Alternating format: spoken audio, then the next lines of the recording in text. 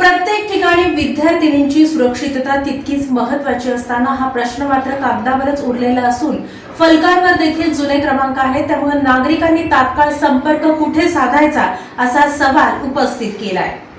महाविद्यालयीन परिसरात विद्यार्थिनींच्या सुरक्षेसाठी शासनाने विविध समित्या आणि तक्रार निवारण यंत्रणा स्थापन केल्या असल्या तरी प्रत्यक्षात अनेक ठिकाणी या यंत्रणा केवळ कागदोपत्रीच असल्याचे चित्र समोर आले आहे।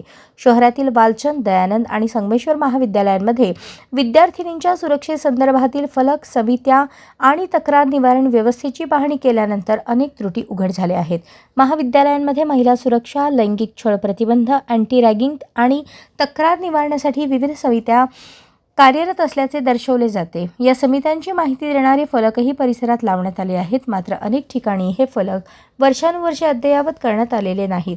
काही ठिकाणी समित्यांवरील पदाधिकाऱ्यांची नावे बदलली असतानाही जुनी माहितीच दर्शवली जात आहे।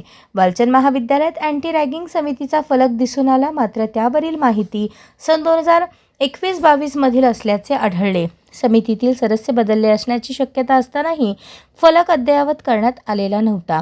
दयानंद महाविद्यालयातही अँटी रॅगिंग समितीचा फलक लावला असला तरी त्यातील अनेक अधिकारी आणि कर्मचाऱ्यांची बदली झाली आहे। तसेच आपत्कालीन परिस्थितीत संपर्क साधण्यासाठी आवश्यक असलेले दूरध्वनी क्रमांक स्पष्टपणे नमूद नसल्याचे दिसून आले। संगमेश्वर महाविद्यालयात अँटी रॅगिंग कायद्याची माहिती देणारा फलक लावला आहे, मात्र तक्रार नोंदवण्यासाठी आवश्यक असलेले संपर्क क्रमांक किंवा जबाबदार अधिकाऱ्यांची माहिती त्यावर उपलब्ध नसल्याचे आढळले।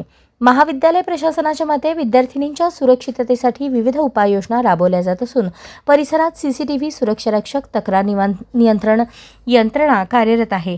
मात्र या व्यवस्थांची माहिती विद्यार्थ्यांपर्यंत पोहोचवणारे फलक आणि संपर्क व्यवस्था अद्ययावत ठेवणे तितकेच महत्त्वाचे आहे। शिक्षण क्षेत्रातील जाणकारांच्या मते प्रत्येक महाविद्यालयाने महिला सुरक्षा, अँटी रॅगिंग आणि अंतर्गत तक्रार निवारण समित्यांची माहिती नियमितपणे अद्ययावत करणे आवश्यक आहे।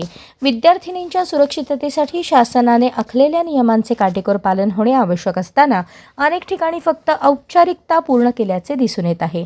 त्यामुळे संबंधित शिक्षण संस्थांनी तातडीने फलक अद्ययावत करून प्रभावी तक्रार निवारण व्यवस्था उभी करावी अशी मागणी विद्यार्थी व पालकांकडून होत आहे।